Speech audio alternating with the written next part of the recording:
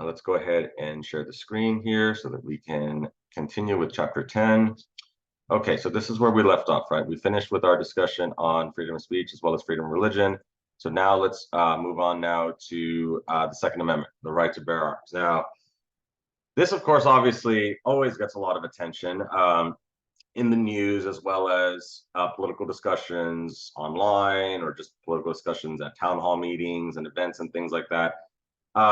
The right to keep and bear arms is it's a very polarizing issue within American politics and American discussion, right? Because, and the reason for this is because it's one of the very few, rights and protections that we have that is actually specifically mentioned in the Constitution in terms of a specific amendment dealing with that specific right. I don't know if that makes sense in terms of what I'm saying, that we have one specific constitutional amendment to our Constitution that specifically deals with this particular right, this particular issue, as opposed to like the First Amendment, which has multiple civil liberties, right? This whole idea of, freedom of speech, freedom of religion. But here in the Second Amendment, we have, the right to keep and bear arms, right? So let's take a look at what this means, right? So the Second Amendment of the U.S. Constitution reads: a well-regulated militia, being necessary to the security of a free state, the right of the people to keep and bear arms shall not be infringed. So this is what the Constitution says in terms of, what this right is supposed to be. Now, as you all, I'm sure, are aware of this issue, because this issue gets talked about all the time. Like I said, whether on the news or within, different political discussions. There are several reasons for why this issue gets a lot of attention. Obviously, of course, what we see nowadays is that we've been seeing a lot of these mass shootings that have been happening, right? I mean, we saw what happened in Uvalde last year, but Uvalde was not the first of these, right? We've seen so many of these, these mass shootings, and in particular, a lot of different schools, right? Like in Newtown, Connecticut. We also saw, like in Aurora, Colorado, the movie theater, when they were watching The Dark Knight, there was the shooting there. The Pulse nightclub in Orlando, Florida. I mean, there's just, Columbine High School, which was the one that was kind of the one that, I don't want to say necessarily started, but it was the one that started to get, the most attention. And we've seen so many of these since then. So inevitably, and of course also the Boston Walmart, the Buffalo, New York supermarket. I mean, there's just so many of them, right? I mean, I know I'm missing several of the major ones. The Parkland High School, Florida. I mean, there's just so many of them, right? It's unfortunately, it's easy to lose track of all these. And we mentioned Santa Fe High School in South Bend, Houston, last time. But with that being said, the reason why this, that we talk about this, we mention the Second Amendment whenever we have these mass shootings, is because inevitably the conversation always shifts to that. Is the way we have our, is the way our society views gun ownership, is that in line with the Second Amendment, or are there different interpretations of the Second Amendment, right? Because not everyone agrees on what the Second Amendment means to everyone, right? Some people feel that because it talks about the well-regulated militia, some people feel that this kind of antiquates the Second Amendment to where it should only be when it comes to a militia or military service, things like that. But then some people feel that this idea of a militia, yes, it's historical, but that it also applies today, that people can still have that right to bear arms, as for their own personal protection, whether it's against the tyranny of the government, or be able to protect yourself against intruders, people who are wanting to do harm. And so there's been different interpretations of the Second Amendment. And because people cannot necessarily agree on a well-defined argument, in terms of what the Second Amendment means, that's why we're going to have a lot of this differing opinions. And also, of course, as needs to be said, because of the fact that, unfortunately, firearms do carry a lot of responsibility, right, in terms of their capacity, right, and what they are capable of doing, right? I mean, because they are, weapons that definitely deserve respect and deserve, people's attention when it comes to using them and using them responsibly, right? And of course, that is the key issue, right? When we look at the Second Amendment, is, are guns being used responsibly? Do we have a system set up where responsible people are the people who are accessing guns, or or is that something where people should have that right to access guns, regardless of some of these other factors? You know what I mean? Like I've said before, I can't give you the answer to this, right? Because like I said, last class period, if I could give the answer, I probably wouldn't be here. I'd be in Washington, right? And we're not going to solve the issue of the Second Amendment here within our class. This has been something that it's been debated for years, right? For hundreds of years. So there's still a lot of disagreement about that. But I wanted to set the stage first in terms of why this issue gets talked about so much, because unfortunately of the severity of the incidences that have happened, with these mass shootings, the types of firearms, right? Those are other key questions, right? Because when we look at the gun control issue, there's a lot of different layers to it, right? Because you've got and you've got points in between, right? You've got some people who just want to ban all guns, but then you've got people in the middle who say that maybe they feel that certain types of firearms are appropriate, but some are not. And that's where you go with the arguments in regards to like the semi-automatic weapons, like the AR-15s. Should those be allowed? Back in the 90s, we had legislation that was signed into law by President Clinton. It was basically, you can look at, it's called the assault weapons ban. Look that up in Google, and that'll give you. I know there's a more like technical term for it, but look up if you type in assault weapons ban on Google, you'll see what it's talking about, right? That'll point you to the legislation that was passed in 1994, but then was allowed to expire, or passed in the early 90s, allowed to expire in the early 2000s because it's sunset. So there were more restrictions that were being placed on these semi-automatic weapons. And for sure, the automatic weapons, of course, are supposed to be illegal. But with that being said, there's a lot of discussion, right? And we'll talk about this here, right? In terms of how do people feel about the Second Amendment? What are some of those, can we compromise on it a bit? Do some people feel that, could we look at maybe something like, background checks? Or another one is, they call it the gun show loopholes, where people can go to these gun shows and they can still get firearms without necessarily going through those types of checks and things like that. So there's a lot of this stuff here. There's a lot of stuff here that a lot of people can look at in terms of trying to still keep with the Second Amendment, but also try to maybe try to create a safer society. But again, let's kind of break this down a bit. Okay, so the influence of the NRA, of course, the National Rifle Association. When we get to the interest group chapter, we'll definitely talk about them a little bit more, but they, of course, are one of the most powerful interest groups in the United States. And of course, they focus on this one main issue, right? Their focus is on the Second Amendment.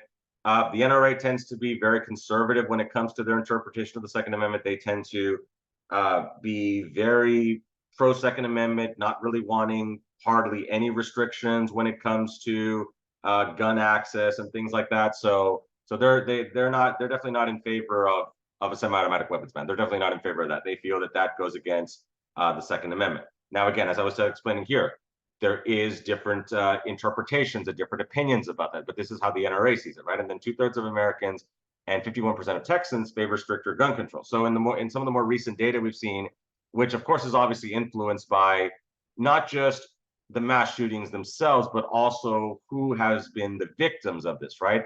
Because as I mentioned, most of those mass shooting events that I mentioned, most of them I mentioned were in schools, right? I mean, we've even had mass shootings at churches. Sutherland Springs, which is a little bit to the south and west, southeast of San Antonio, like near past Floresville, that area. They also had a shooting in a church. I mean, it's getting, unfortunately, we've had situations where even, places of worship are still subjected to these types of incidences, and it's gotten to the point, I haven't really gone to church, ever since the pandemic started, because I mean, I just haven't felt like that's been safe enough for me to do. But I know like before, we still had a lot of these mass shootings that were going on even before the pandemic started. And so when I would go to mass, I would see, okay, I need to sit here because I'm closest to the door, or where could a gunman come in? I need to be able to get down. And so I had to play that in my mind. Of course, I'm a former first responder, so I already kind of do that already. But I was doing that even in places of worship where you would think you would be safe, but unfortunately we've had some of these incidences. So, but 2/3 of Americans do favor stricter gun control. And again, there are different ideas, right? Different ways to accomplish this. As I mentioned, some of those ideas are a little bit more strict than others.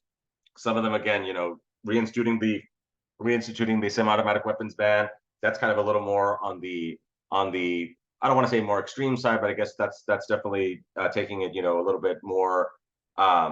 That's more of a consequential type of action. And then, of course, you have, I guess, more moderate ideas such as, the background checks and things like that, and some people have even suggested that creating insurance for, for gun owners, just like, auto insurance and things like that. So there's been lots of ideas that have been put forth. Now, again, the reason why a lot of these ideas haven't really got off the ground is because of this, I would say, strict interpretation of the Constitution, where, kind of what the NRA is saying, right? That they don't really want, hardly any restrictions on gun access, right? And of course, we also see in Texas, we have a couple of years ago, we went with the constitutional carry, which we'll talk about here right now here in Texas. Now, in terms of the way the Supreme Court has viewed this issue, there's a couple of cases, and these cases actually came out when I was in grad school. I was studying for my criminal justice classes, and these actually came out in real time. So I vividly remember, the discussions that I had with my criminal justice professors when these cases came out. So McDonald versus Chicago, as well as District of Columbia versus Heller. That's another companion case. Both of these cases deal with the same type of circumstance, which was the first time in history in which the Supreme Court officially ruled that the Second Amendment protected the rights of individuals to own firearms. Now, going back to what I was saying earlier here, there's different interpretations of what the Second Amendment means, but this interpretation is the one that really matters because this is how the Supreme Court sees it. And as I've mentioned before, people can disagree with the Supreme Court. That's why it's called an opinion, right? It's the opinion of the court. The difference, though, is that opinion actually matters, right? It matters more so than mine, because the opinions of these judges who have been appointed to the highest court in the land, their opinion is going to matter, a little bit more than mine, because they're in those positions of authority. But with that being said, the Supreme Court basically ruled that, because in these two cases, in the McDonald case as well as the Heller case, the issue was, can people carry firearms for their own personal protection? So in the Heller case specifically, this was a situation where Mr. Heller was an investigator with the DC Metropolitan Police Department, and the District of Columbia, which is where Washington D.C. is at. That's basically, I don't want to say it's a state, but it's basically like, they're kind of like a state. They instituted a handgun ban. So they said that they were not going to have any handguns there in the District of Columbia. Mr. Heller, though, he objected to that which makes sense because it's the nature of his job. He's a peace officer, so he needs to have his firearms with him at all times, including at his home, because he's a sworn officer. So he objected to that, and it got to the Supreme Court, and the Supreme Court ruled in favor of Mr. Heller, saying that, yeah, you cannot have a outright handgun ban because that violates the Second Amendment and people's right to carry firearms for their own personal protection. So, and we do see this in Texas, right? We do see that a good number of people. There was an article that came out in the Washington Post, I think it was yesterday, something like that, talking about the number of guns that Texans have purchased in the last several years. I think it was like, I could be wrong, but I think the article said about 6 million guns that have been purchased in Texas over the last, I think, 5 years. If that just came out. If I'm misquoting the numbers, I do apologize for that. But I hadn't had a chance to read it. I just saw it on my feed earlier this morning, so I'll probably go back and have a chance to read it. So obviously, of course, Texas definitely tends to have a very gun-friendly culture, which is not, if you really think about it, that's not surprising, right? If you look at history, right, that a lot of the people coming over to Texas from the American South, they were, gun ownership in the American South and just in colonial times in general was very accepted, right? It was almost expected that you would be able to that you would have firearms, because of the fact, especially for people that were living on the frontier, right? If you're living on the frontier, I mean, you got to have guns with you because, what if a bear comes to try to, bust into your campsite or into your cabin, right? Or maybe you have to fend off Native Americans, unfortunately, right? So living on the outskirts of society, you definitely needed to have a gun, or else you probably weren't going to make it very long, right? So that kind of goes into the historical culture of Texas. And like we mentioned before, obviously, of course, Texas fighting a Revolutionary War, and so it's not surprising that Texas tends to be one of the most gun-friendly states of them all. That, in fact, the NRA, I'm not sure if they're still in the process of doing this. I know they said that they were wanting to move their headquarters to Texas. They used to be headquartered in New York, but now they're wanting to move to Texas. So not surprising as well. But again, I want to give you all some circumstances and some background in terms of why Texas tends to be a very gun-friendly state. And then this also leads us to the Texas Castle Doctrine, a law allowing Texans who have undergone 10 hours of training to carry concealed handguns and affirming the right of a citizen to defend their home against intrusion. So this is a little bit outdated here, though, because we also have the constitutional right to carry now, because originally the way it worked, and I know this because I've gone through the training myself. I did go through the firearm certification training where again, right, it's 10 hours of training. What you do is in the morning, you do your classroom training scenarios where it's basically like it's kind of like a safety first seminar, right? Where they teach you about, like how to hold a firearm, like they give you scenarios of like what's allowed, what's not allowed, and proper safety scenarios. And then in the afternoon, they take you out to the shooting range so then you can pass a weapons proficiency test. And then if you pass that test, then you're able to get certified, and then you can send in your your application, and then you can get your license to carry. Now, Texas, of course, also has now the constitutional carry, where that's been waived, and people can now they can carry based on the Constitution. That's why it's called constitutional carry. But there are still some requirements, that you can't carry firearms like in certain places, like in courthouses, obviously because for security reasons and things like that. So and you do have to, and so there's other things like that, So again, so for those of you who are interested, definitely do read up on the laws in terms of what's allowed in Texas, because again, there are certain areas where you're not allowed to carry firearms. But just keep that in mind. But the point I'm trying to make is that Texas has relaxed some of these requirements where you can do the open carry and it doesn't have to be concealed now. That was a change that was made with the legislature recently. And then in 2015, Texas allowed students and professors to carry weapons on campus despite objections from professors. Now, I definitely know this because this was one of my criminal justice professors was actually like very adamant about this. He was definitely one of the ones who objected to this, and he even made like the local news about this. But yes, so this was something that has now been allowed by by laws passed by the Texas legislature. So as you can see, Texas does tend to be a very gun-friendly state, and so it's clear to see where they are on the Second Amendment issue. But again, there's different discussions about it, different opinions, and it's definitely something that we could, if we had a little bit more time, I would definitely love for us to go a little bit more detail. But I definitely want to finish this by today here. Okay, so let's go ahead and continue here. And let's go to abortion. Okay, another very controversial one. And this one is even more outdated because we just had the Hobbs case that overturned Roe versus Wade, not this past summer, but the summer before. So again, one of the most politically divisive issues. Similar to the Second Amendment in that it's divisive because of the nature of this issue. Because like we talked about with the Second Amendment, because guns can be, definitely require, respect, and because of the capability of these firearms are definitely something that need to be handled with respect. Abortion is in a similar situation because of the finality of it, right? Because this whole notion of deciding to abort a pregnancy, and some people view that as ending a baby's life, right? Some people view that as murder, the pro-life group definitely do not see this in a very positive way.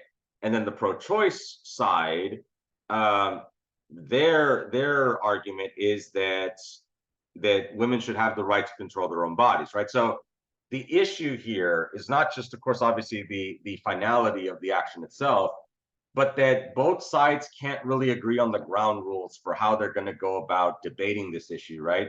Because one side thinks it's murder, the other side doesn't.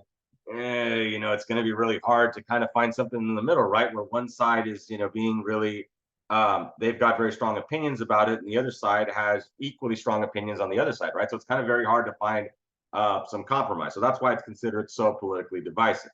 Now, of course, the case that thrust this into the national spotlight was Roe versus Wade, also tied to Texas because Jane Roe was, that's not her real name, but it's a pseudonym, but she was, her case came out of the Dallas area. And so there's a good video that discusses the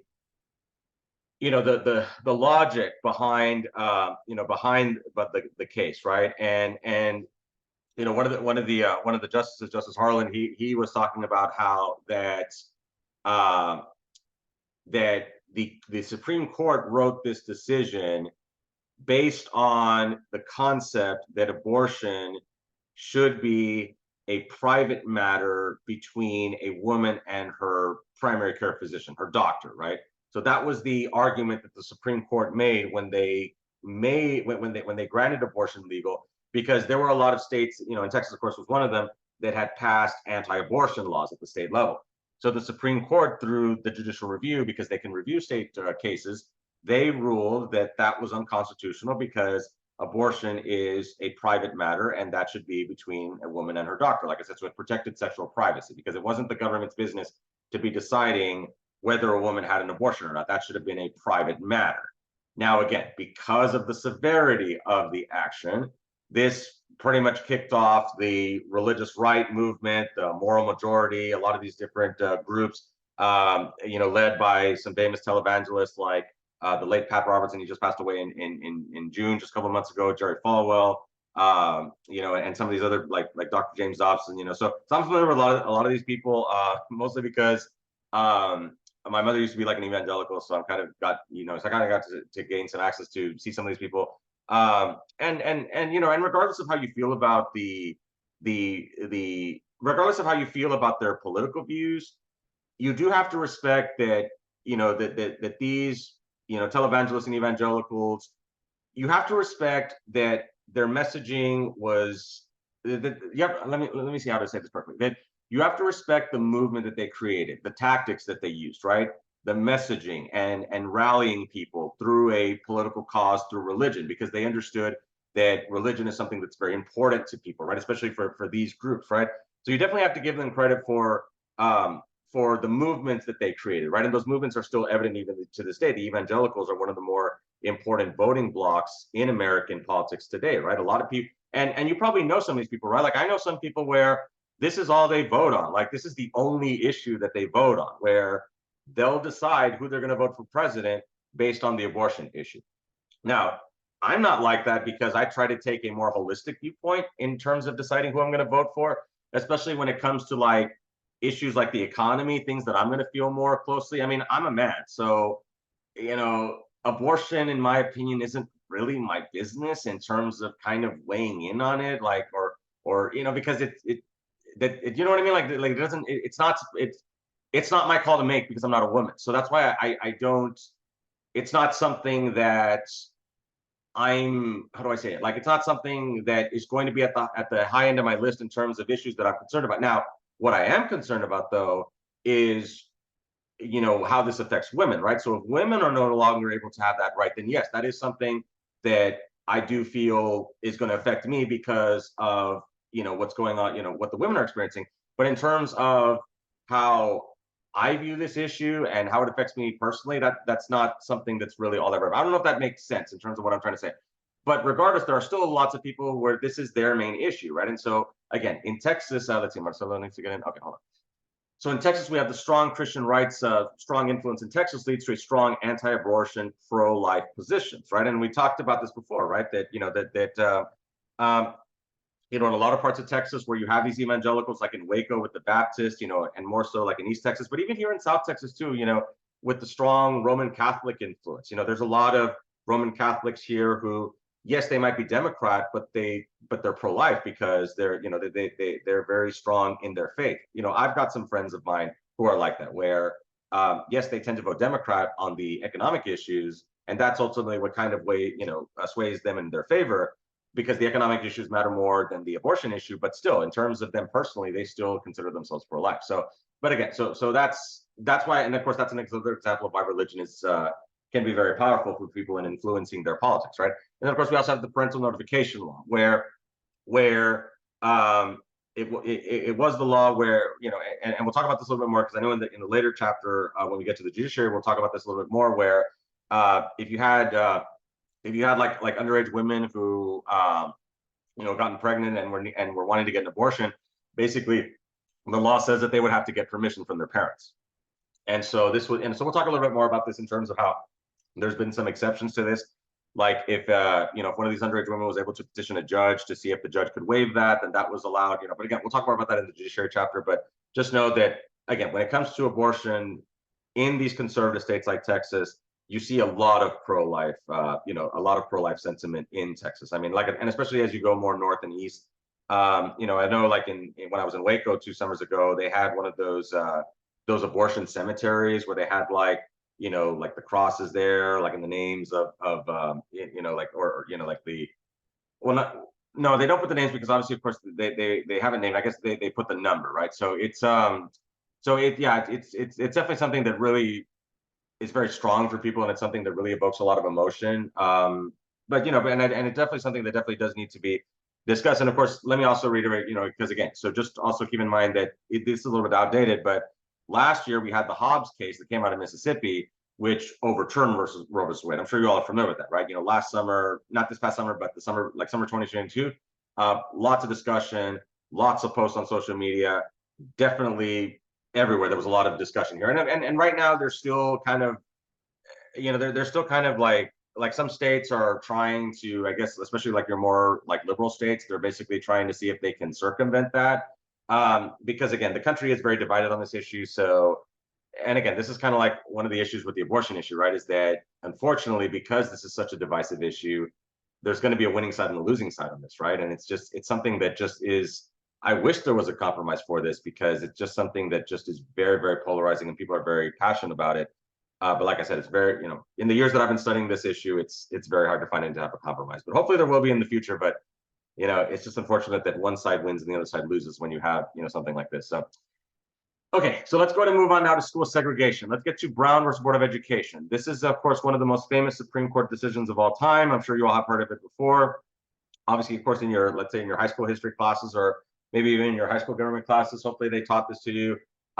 Basically, of course, the story of Brown versus Board of Education was you had Linda Brown over in Kansas, who was wanting to go to a school that was closer to her, for safety reasons, so she wouldn't have to cross the train tracks because of how dangerous that is. But unfortunately, that closer school was an all-white school. So she brought suits. There were other cases across the country. They're also dealing with similar circumstances, so they combined it into Brown versus Board of Education. Also, keep in mind, everyone, that there had been other cases before that had, like the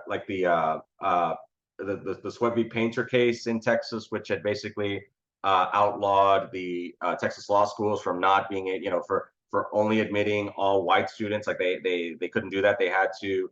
They couldn't just discriminate people based on race. So there were other cases that had been moving the tide away from discrimination, because the case that, of course, brought forth segregation, in the forefront, of course, was the Plessy versus Ferguson case. I'm sure some of y'all are familiar with that one, right? That was where Mr. Plessy was on the Louisiana train, and he wanted to sit, they put him in the colored only seat, and then he wanted to sit in the white only. They arrested him, and then the Supreme Court asserted that that did not violate the 14th Amendment, even though that was wrong. And Mr. Plessy was, history, of course, will ultimately prove that he was correct.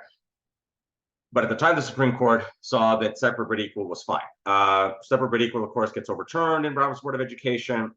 And this, of course, leads to the end of school segregation, because the court ruled that separating people based on race is inherently unequal.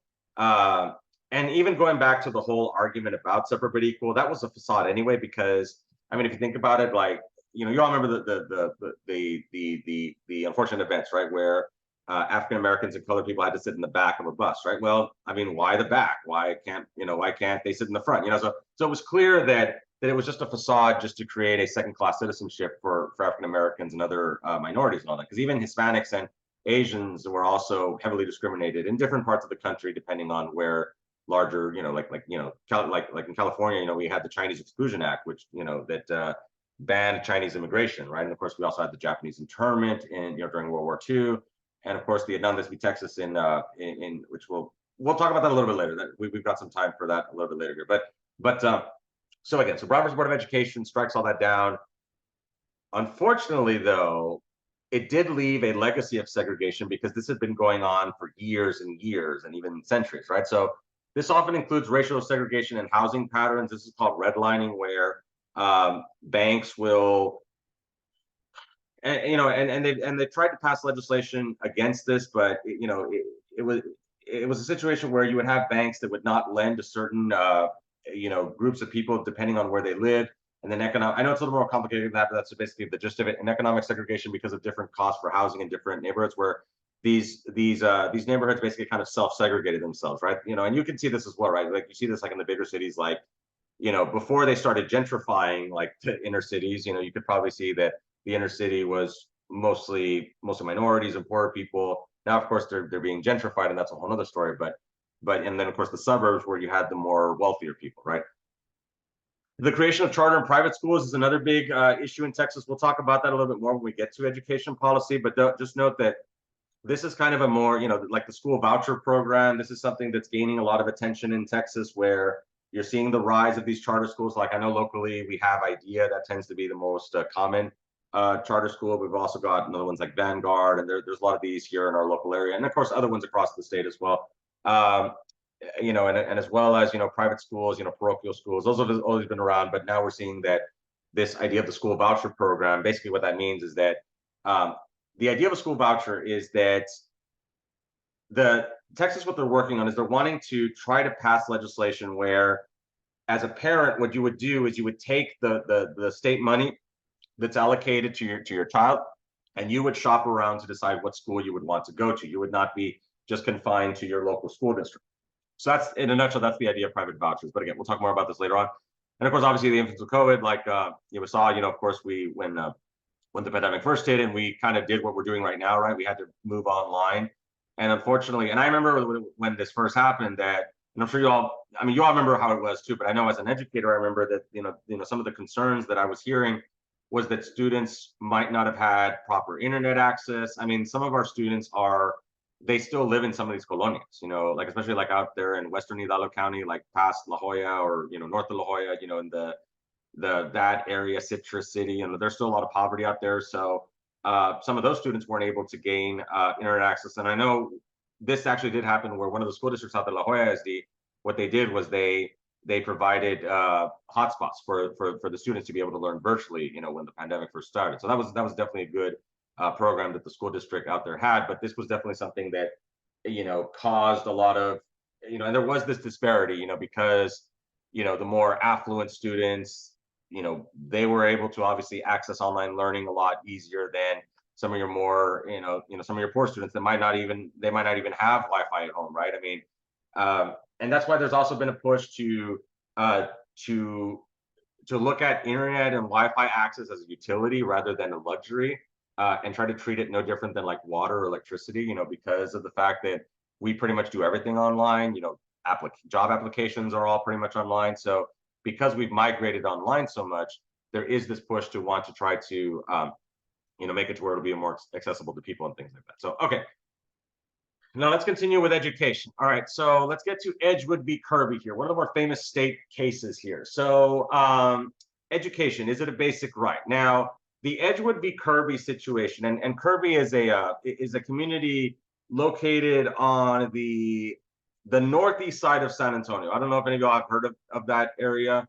What was going on here was that the issue behind the Edgewood v. Kirby state Supreme Court case, because this went to the state Supreme Court, was that there was a disparity between the funding of your more affluent school districts, like in like in Austin, in the DFW area, like in the Woodlands, the north of Houston. These, of course, are your more wealthy areas of the state. And so what the Edgewood v. Kirby case saw was that it ruled that the state system of financing its public schools violated the state constitution and laws. So what was happening was that you had a very huge disparity between the very rich school districts where the very wealthy were living at, and of course they could fund their schools a lot more because they had more money coming into the school coffers, due to the property taxes, right? But what about your rural districts? And not just here in South Texas, but also like in West Texas and East Texas. Texas still is a very rural state outside of the Texas Triangle. So because of that, you had situations where, the amount that students were getting from the state was minuscule compared to in some of these other larger districts. So ultimately, Edgewood v. Kirby said that was not fair, and that the smaller, more poor rural districts also had to gain more funding. So then the equality of opportunity versus equality of result, right? So again, this whole notion of, is every student in Texas, do they have the same equal opportunity, or is it dependent on where you live? That if you live in a more rich district, you're going to get a better education. That's ultimately what the question is when it comes to what Edgewood v. Kirby tried to solve. And from what we've seen here, the Edgewood v. Kirby case said that that if you're in a richer district, you're going to get a better education, because the idea is that more money, more resources, like better classrooms, better equipment, especially now, more recently, now that we've gone with so much to technology. These larger, more affluent districts are going to get the top of the line, the top of the line devices and things like that, right?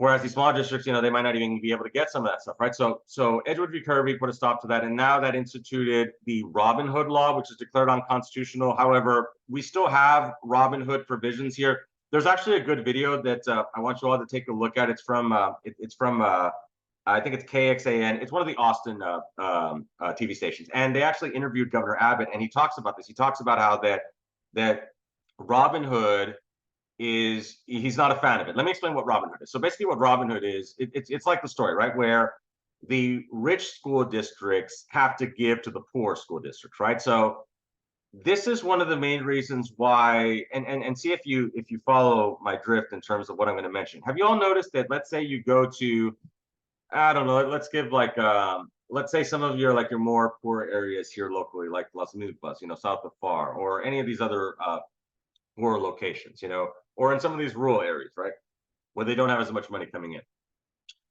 Have any of y'all noticed that in some of these areas, like, you see a lot of poverty, but the school is like brand new and it looks really nice and fancy, but yet the rest of the community doesn't look all that fancy, right? Well, this is the reason for it, at least one of the main reasons, where these local school districts are able to get tax revenue shares from the more affluent parts of the state. And again, that video that I talked about, they do this interview with Governor Abbott, and they talk about how that some of these Austin school districts, because of how the property values have just skyrocketed in that area. So obviously that's more money coming into into the local government. But the local governments of the school districts there in Austin don't keep all of it. In fact, the video talks about how they send half of it to the state, and then the state redistributes it across the other states to ensure that there's a sense of equality. So again, these are key questions that the legislature is still trying to wrestle with in terms of how to properly fund education.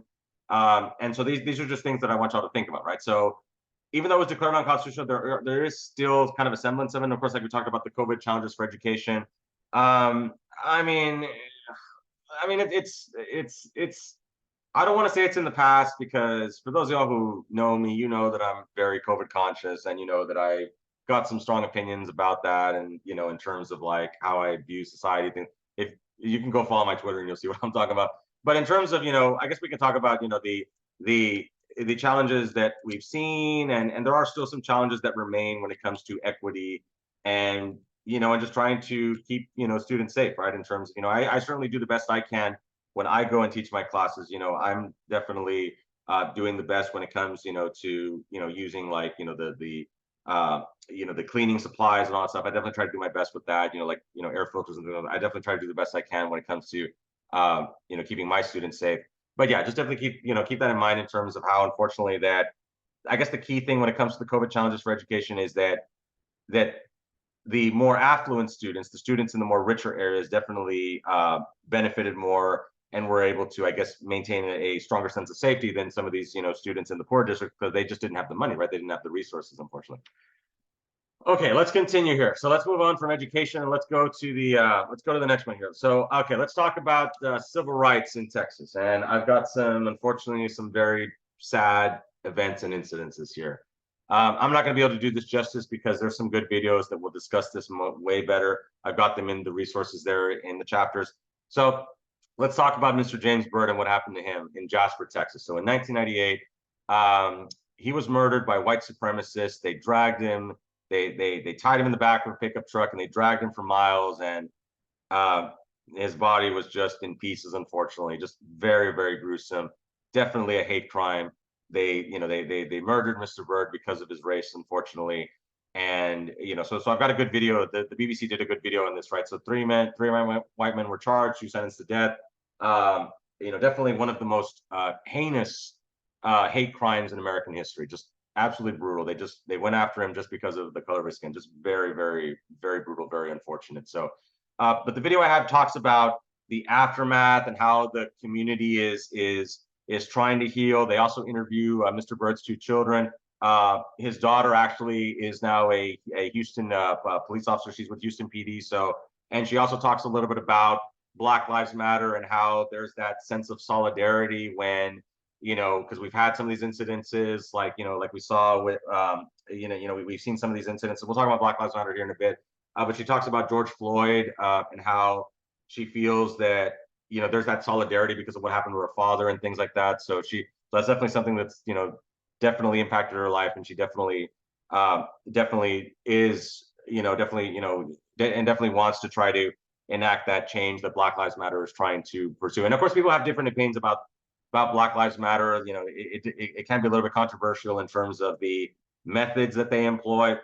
We'll talk about Black Lives Matter here in a bit. Okay, so then, and of course, Jasper, Texas is over in East Texas, more towards Louisiana. And I've never been to Jasper, but I used to spend a lot of time in Nacogdoches because I had an ex-girlfriend that lived out there. And very similar type of setup when it comes to the terrain. Like, so I was, when I was watching that video about Jasper, it looked no different than Nacogdoches, right? They're in the piney woods, right? But unfortunately, sadly, there is a lot of that sentiment. Unfortunately, well, not a lot, but there is that sentiment there, from some of these fringe groups, these KKK members, and so I hope that the communities, and the video does do a good job of explaining how the communities have tried to distance themselves from that. Like they interview one of the priests, and they talk about how they took down one of these segregated cemeteries where they still had the fences. So unfortunately, there's still segments of that still. And and when I was in Nacogdoches, I no one was ever like being racist to me, but I certainly did not feel like comfortable out there. Like, one of the things I talk about is that, there would be times when I would drive out there at night and I was just, hopeful that my car wouldn't break down because I didn't trust that I'd be okay out there. You know what I mean? Not just because I wasn't familiar with the area, but also because of the color of my skin, unfortunately. I mean, that is how I felt. And so it's definitely something that, it is very, very unfortunate, but definitely do look this up more. It's definitely a very sad situation. Now, another sad situation, not as gruesome, of course, thankfully, but what happened in Tulia, Texas. Now, I actually did drive through Tulia, or at least on the side of Tulia this past summer. I spent some time in the Texas Panhandle because I went to go look at a trailer. And I think I shared this well, right? And then I went up to, so I'm staying in Lubbock, that's where the trailer was, but I didn't get it. Then I drove 2 hours up to Amarillo to go visit the Palo Duro Canyon there, just outside of Canyon, Texas, which is the namesake for it. And probably about 30 minutes before Amarillo, there is the town of Tulia. So it's up over there in the Texas Panhandle. What happened in Tulia in 1999, you had one of these undercover officers who arrested 46 African Americans in the town of Tulia. It's not a very big town at all. And there's a good 60 minutes video that talks about this, right? So thankfully there are some good resources for these events, right? So in that 60 minutes interview, definitely take some time to watch it because it is very interesting. They do interview Mr. Tom Coleman, who is the investigator here, the undercover officer. And so the gentleman, they interview him on 60 Minutes and they ask him, like, hey, like, how'd the investigation go? And then Mr. Coleman says that he didn't make any, like, he didn't have any actual evidence. He didn't have any, cause like you watch the video and you'll see what I'm talking about. He wasn't wearing a wire. He didn't have any, fingerprints or any type of, drug paraphernalia evidence. So he was undercover and he was talking to a lot of these people within the Tulia community. But he didn't have any evidence. It was just his word versus theirs. And he did have some notes, but the 60 Minutes video talks about how he doesn't even have a notepad. He scribbles it on his leg. It's just very, very interesting. So ultimately, that goes to the little substantial evidence. The governor ended up pardoning these people. And so they were all released because of this lack of evidence here, right? So that was an unfortunate incident. Of course, Mr. Coleman was accused of, being racially motivated. Because of the fact that the people who were arrested, they were pretty much all minorities, right? Almost all African Americans. And then let's continue, of course, with the relationship between Black citizens and police. Of course, we had the Dallas shooting that happened. I can't believe it's already been almost 10 years. I remember when this happened. It was, because one of my friends is a police officer in the DFW area, and he was talking about how that, how it went. Not that he was there, on the scene, but he was listening to the radio, communications and the emergency chatter and all that stuff. But to put a long story short, you had this African American, former Army vet who went out and killed some police officers there in Dallas. And then we'll also talk about Botham Jean, another incident in Dallas, a separate incident, but also occurring in Dallas. He shot several of these Dallas police officers. Some of them were for DART, that's the police department that handles like the downtown area. That's as well as some other agencies. So he killed several of them. They cornered him in one of the colleges there, and then they were able to take him down because it was a hostage situation. They took him down by sending a robot with an explosive device and ended up killing him. So, but that was unfortunate, right? Because unfortunately, he did go after these police officers, and then the story says that he went after them because of other incidences that other police officers had engaged in when it came to these lethal use of force cases. And of course, this leads us to Black Lives Matter, which came about after the Michael Brown incident in Ferguson, Missouri. I don't know if you're not familiar with that. That was the one where he was accused of stealing something like from a store, and then the police officer shot and killed him, and that of course led to some of these other incidences like happened. Some of these other incidences like Tamir Rice in Cleveland, Laquan McDonald in Chicago. There's so many of these. Stephon Clark also, I think in Sacramento. There's been so many of these incidences, right? And the issue, the key issue that I want y'all to keep in mind when it comes to Black Lives Matter is that the notion of what Black Lives Matter is about. And again, there's a little bit of misinformation on this. What Black Lives Matter is about is that they are a movement that is trying to bring awareness to these lethal use of force incidences that have occurred against minorities, particularly the African American community, that have happened due to police officers' lethal use of force, right? Because obviously, of course, police officers have the right to use lethal use of force as part of their job.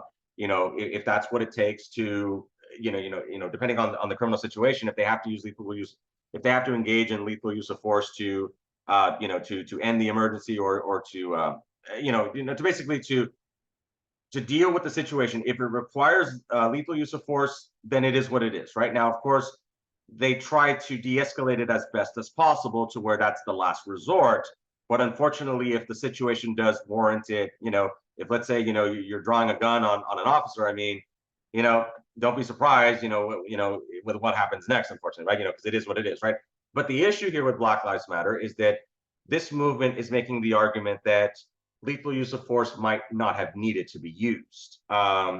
Whether it's the officers believing that the person was armed when it turned out they weren't, like Stephon Clark in Sacramento was an example where the officers thought he had a gun, but he had just his cell phone. And so there's been some of these things, like the Fernando Castillo case. I believe that was the one in Minnesota where, no, there was another one in Minnesota where one of these female police officers, shot the guy during a traffic stop. And so there's been so many of these, just like with the second, like just like with the mass shootings, there's been a lot of these as well. So do keep in mind that that's what Black Lives Matter is about. Now, again, so people have disagreements about the methods that they use, but again, I just want to be honest with you in terms of what they stand for and why they're here. And then, of course, let's get to Botham Jean and Amber Geiger. So Botham Jean, of course, was he was a recent immigrant from the Caribbean, from African descent. And what happened was that Amber Geiger was a Dallas police officer who went to, so she was neighbors, she lived in the same complex as Botham Jean. So she got off of her shift. She went to the wrong apartment. She thought she was in hers. She went into Botham Jean's apartment, thought he was an intruder, shot him dead, and she was charged with murder. Originally, she was charged with manslaughter, but then there was a lot of outcry from the community that they had, to upgrade it to murder. Then ultimately they did. She was found guilty and she was sentenced to 10 years. And studies reveal that disparities do exist in minority treatment by police officers, right? So again, we could get into a whole course on this in terms of police subculture and some of these other things.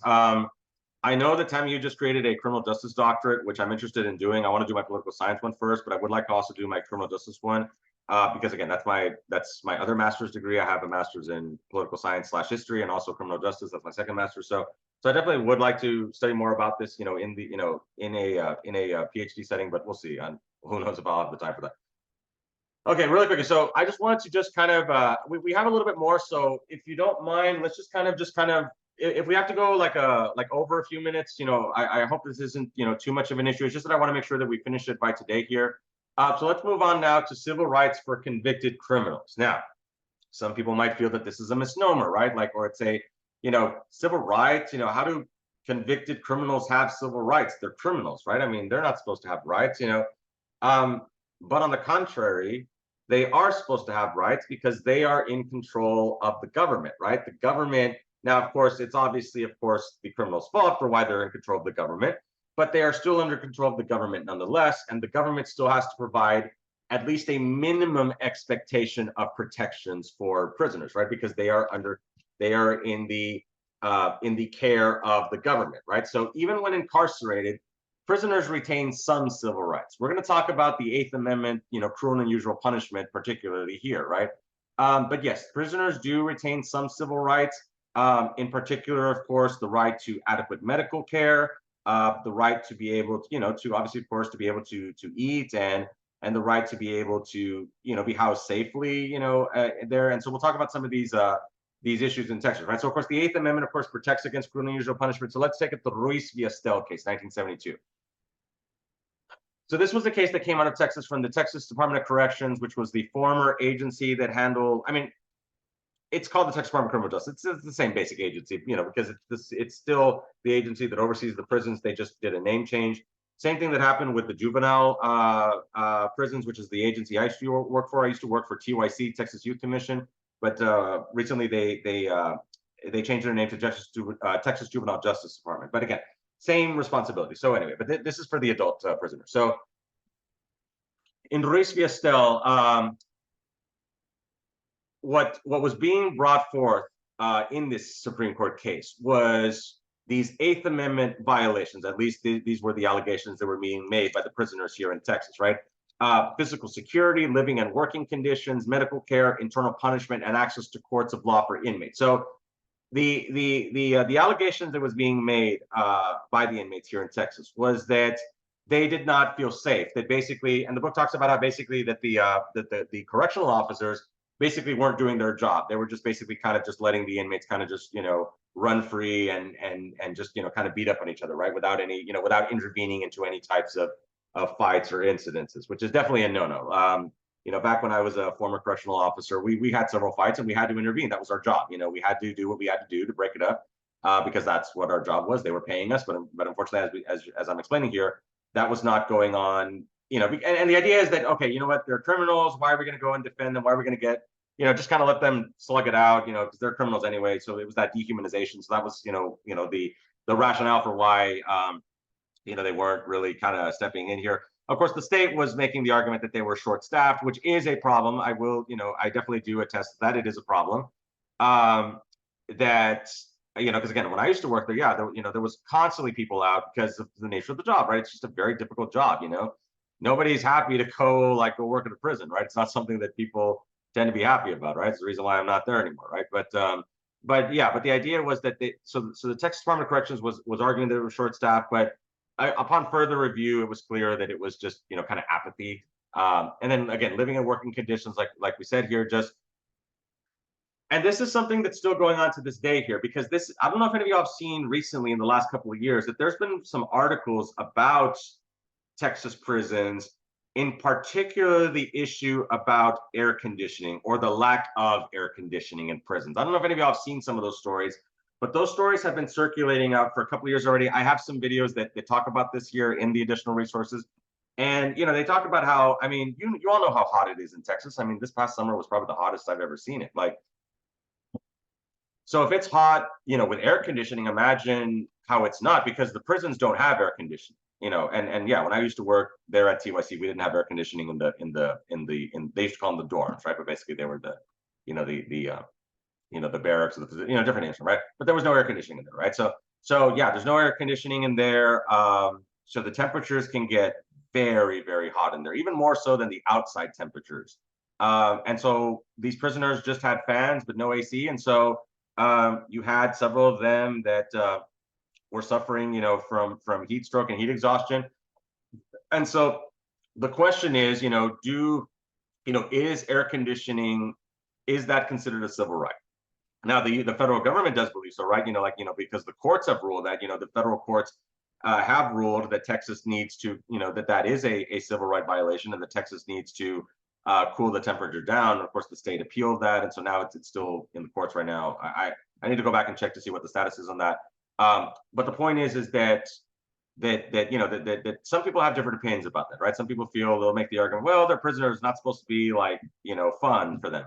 Now, what I always like to do, and again, it's just my own personal opinion, so feel free to disagree.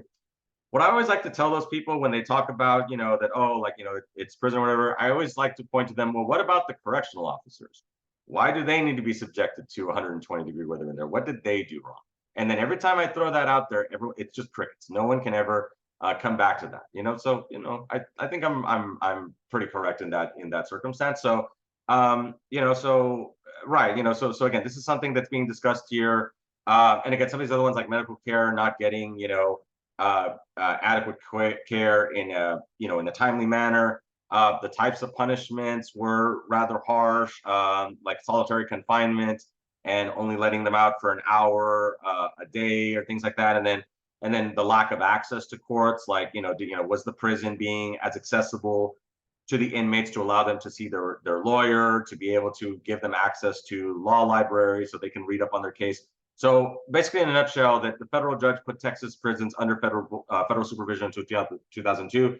This basically meant that all the Texas prisons were being reviewed by the federal government to ensure that they were keeping with this, ensuring that they were not violating the Eighth Amendment, basically, right? So, and of course, lastly, again, COVID makes rears its ugly head again. I was keeping track of this when the pandemic first hit because prisons were some of the most dangerous places that you could go at the height of this pandemic.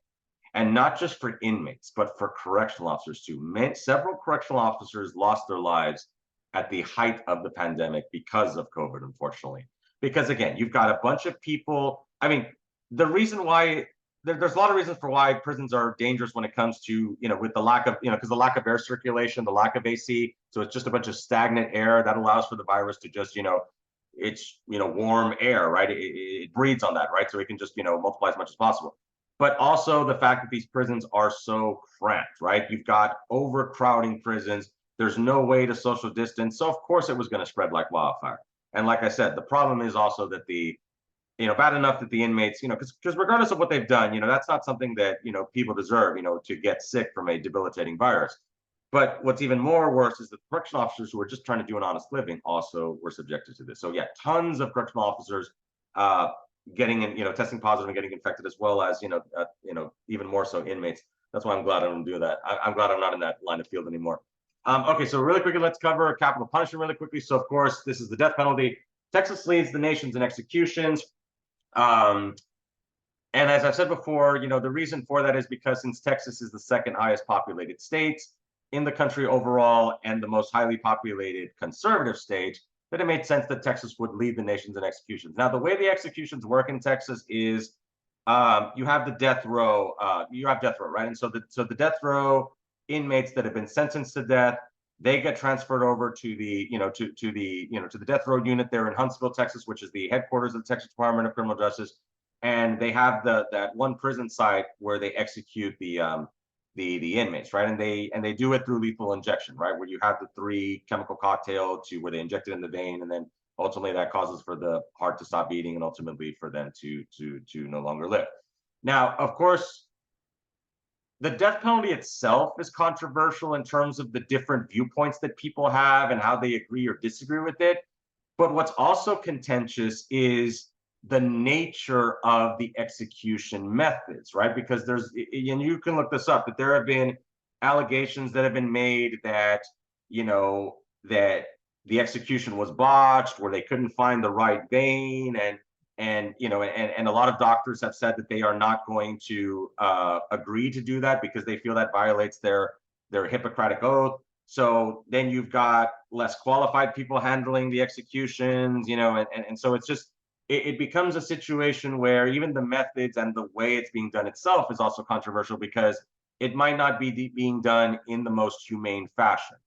Now, of course, we have come a long way as a country in terms of trying to make the death penalty more humane. Like this goes, we don't have hangings and firing squads, even though I think some states are trying to bring some of those back. But the idea is, because I know Utah has it to where you can request it. You can request death by firing squad, but it's something that you have to specially request.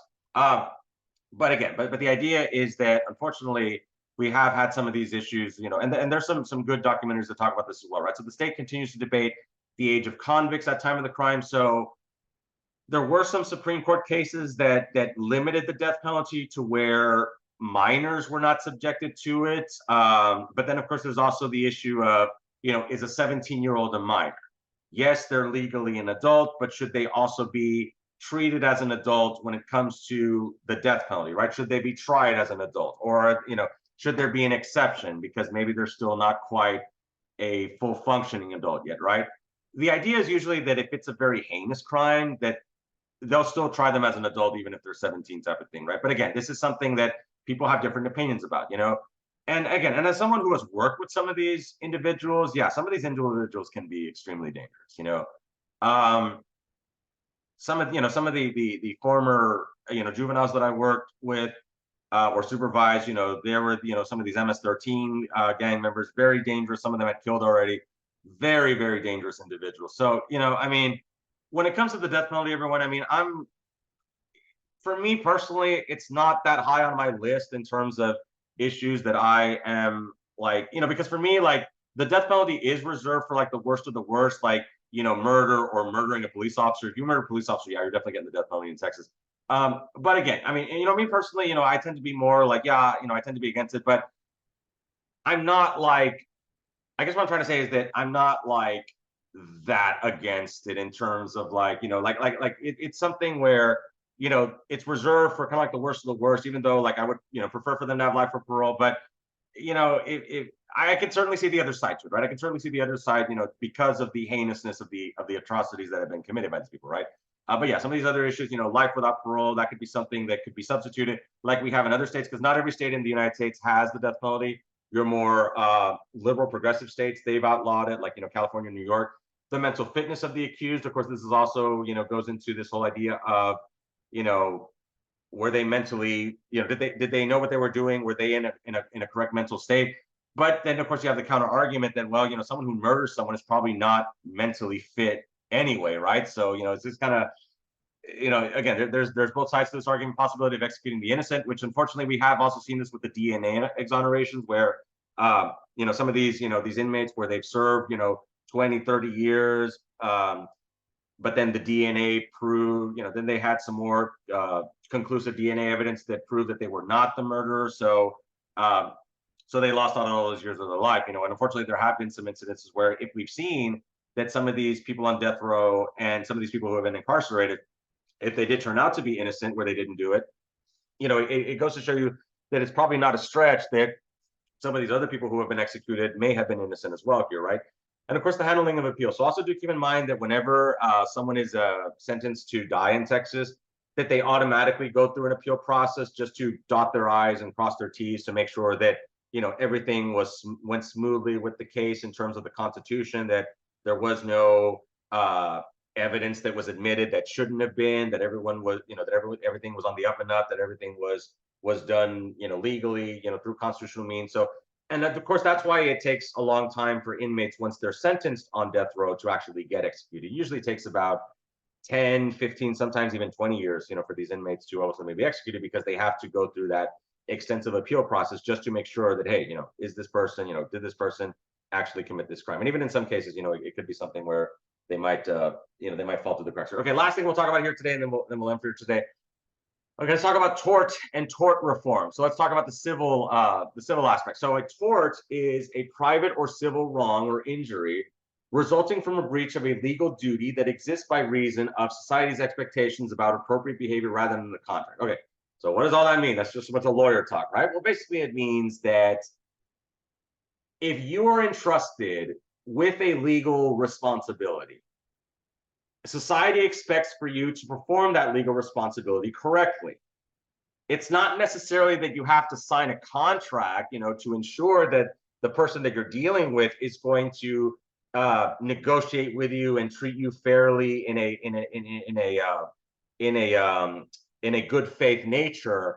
It's just the expectation when you go and engage in this type of thing. So to give you an example, if I go to get surgery, I don't necessarily have to enter into a contract with my doctor saying, please don't botch my surgery. It's expected that if I'm going to go to surgery, that you better do it correctly. You know, that's what a tort is. It's this idea that it's an injury, it's a private or civil wrong that goes to, you know, that comes about from this person botching my surgery, or this person, let's say I'm accused of something and my attorney just withholds like evidence from me or something like that and willingly, you know, does these things, right? Or maybe they're really negligent or incompetent, so much so that it cost me the case. Well, I might want to try to file something against these people, which is called a tort. And tort reform as a court system reform. So basically, this is the what tort is. And the book talks about how that in the 1990s, George W. Bush, when he became governor, was running on this. He was running on this idea of tort reform. This idea that what was happening was that you had a lot of these patients that were filing these frivolous lawsuits, at least in the eyes of former Governor Bush, and this was causing for a lot of physicians and doctors to basically be afraid to conduct surgeries in Texas because they were afraid of being sued. So this whole notion of tort reform favors interests of political physicians and insurance companies, because again, that if the doctors aren't practicing, then the insurance companies can't get paid. So it behooved the insurance companies and the doctors to band together and unite together when normally they're kind of like on opposite sides, but for them to unite together to ensure that both sides would be able to get paid and be able to still maintain the profession. And the Office of Patient Protection was the other side, because they were making the argument that, hey, these torts are for a reason, right? These people they're not frivolous. These people had their surgeries botched, and so now they are seeking restitution for something that shouldn't have happened. So anyway, but to put a long story short, the tort reform was passed in the 1990s, and the areas of the reform were the punitive damages, gross negligence versus malice, right? So the idea was that in order to properly get the punitive damages, you had to prove that there was malice, which is going to be very difficult to prove because no self-respecting doctor is going to actually outright admit, or through circumstances that you could prove in court, that this doctor just hates this person and just wanted to, mess them up, right? If something happens where the surgery doesn't go right, if the doctor did their best and they acted in good faith, then they should be protected from a tort lawsuit. Joint and several liabilities. So the 11% rule was that if the 11% rule was basically that this was the cap on the amount of compensation that patients could get if they were able to get a tort in their, if they were able to prove that the tort was valid and they were able to get compensation for the tort. So it limited the amount that they could get. The venue, restrict filing to geographic areas. So they also put in restrictions to where they would be specific in terms of where the court case would happen, right? So they would also be systematic in terms of not, in terms of having the court case in certain locations and things like that, right? And then of course the deceptive trade practice, consumer proof, that they had to prove. Again, they had to prove that these companies were actually engaging in deceptive trade practices. So not necessarily. So again, the point that I want y'all to see from all these, and I'm trying to rush through this really quickly, is that the injured party has to prove that this was being done maliciously and that it wasn't just an honest mistake type of thing. That's kind of what I want to sum it up here when it comes to tort. So okay, let's go ahead and stop here really quickly. So let's go ahead and stop for today. So sorry that I kept you all here a little bit longer. Let me go ahead and stop the recording here.